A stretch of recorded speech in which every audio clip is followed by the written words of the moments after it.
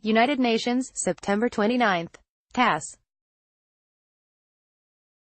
Pyongyang will not comply with obligations on denuclearization under the joint statement with the United States until Washington guarantees complete security to North Korea, Foreign Minister Ri Yong-ho said on Saturday addressing the 73rd United Nations General Assembly. Without any trust in the U.S., there will be no confidence in our national security, and under such circumstances there is no way we will unilaterally disarm ourselves first, he said.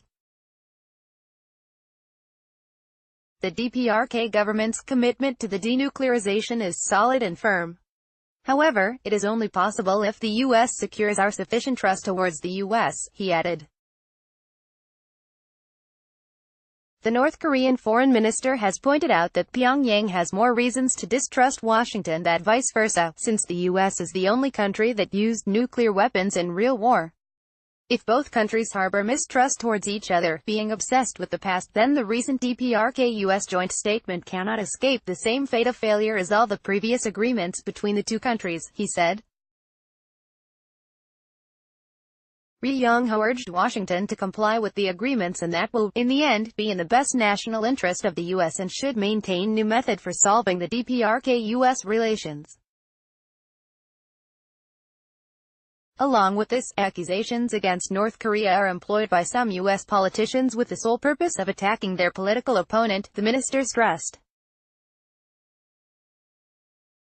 According to the North Korean top diplomat, Pyongyang takes measures to build confidence, but cannot see any reciprocal steps from Washington. The key to consolidating the peace and security in the Korean Peninsula is to thoroughly implement the DPRK-US joint statement adopted in June at the historic DPRK-US summit in Singapore, Ri Yong-ho said, stressing that Pyongyang's commitment to thorough implementation of the DPRK-US joint statement is unwavering. Before the Singapore summit of the United States and North Korea, the DPRK government, the Democratic People's Republic of Korea, known as North Korea, took significant goodwill measures such as stopping nuclear and ICBM tests, dismantling the nuclear test site, the foreign minister said. According to the North Korean top diplomat, Pyongyang continues to put in efforts to trust building.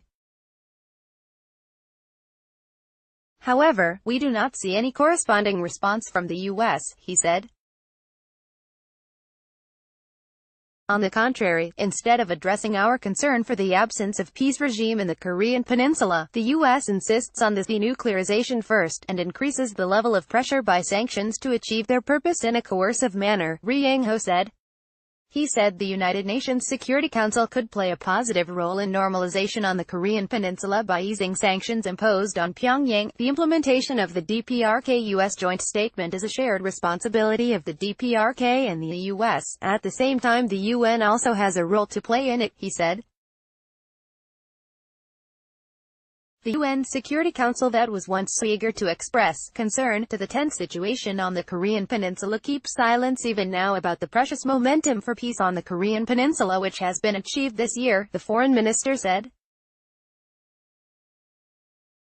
Ri Yong-ho said with regret that despite the fact Pyongyang had halted nuclear and ballistic missile tests, even a word in those Security Council's resolutions remains unchanged, to say nothing about sanctions being totally removed or eased.